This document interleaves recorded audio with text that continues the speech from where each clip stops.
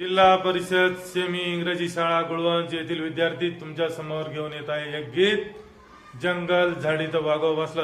1 2 3 start.